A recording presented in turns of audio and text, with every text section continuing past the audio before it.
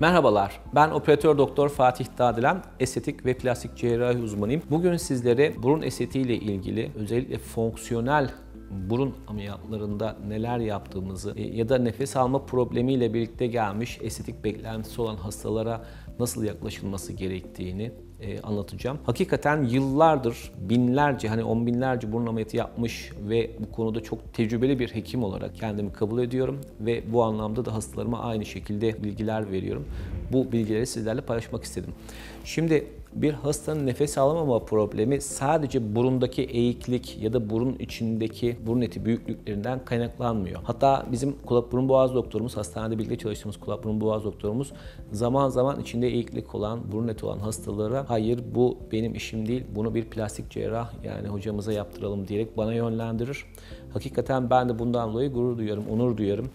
Ve doğru bir iş olduğu için de o meslektaşımı kutlarım hakikaten. Şimdi neden diyeceksiniz? Çünkü bazı hastalarda siz burun içindeki anatomik pasajı yani yolları, anatomik yolları açabilirsiniz. Burun etlerini küçültebilirsiniz. Çeşitli ilaçlar vererek hastanın bütün problemini çözebilirsiniz ama hasta hala nefes alamadığını söyleyebilir. Çünkü burnun nefes alma problemlerinin hiç abartmıyorum belki de %40'lık, %50'lik kısmını burnun dış iskeleti de belirliyor. Dış iskelet de buna sebep oluyor. Neden diyeceksiniz? Mesela burun yapılarında özellikle burun ucu kıkırdaklarında bizim pinch nose dediğimiz burun üst kıkırdaklarının böyle bir kaşığın sırtı gibi değil de içi gibi olan bir takım vakalar var.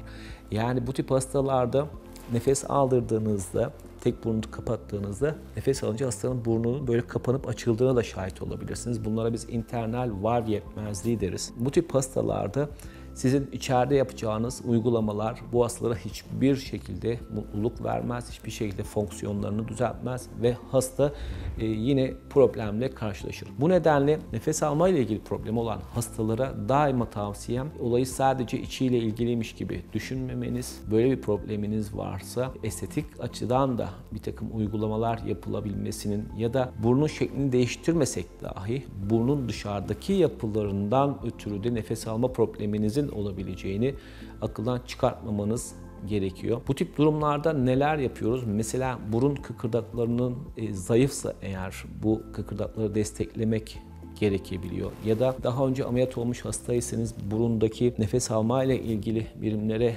giden bağ dokuları orada kopmuş olabiliyor, yırtılmış olabiliyor. Bunları onarmanız gerekebiliyor. Ya da burnunuzdaki açılarda bir takım kayıplar varsa, dar açılı yapılar ise bunları genişletmek gerekebiliyor.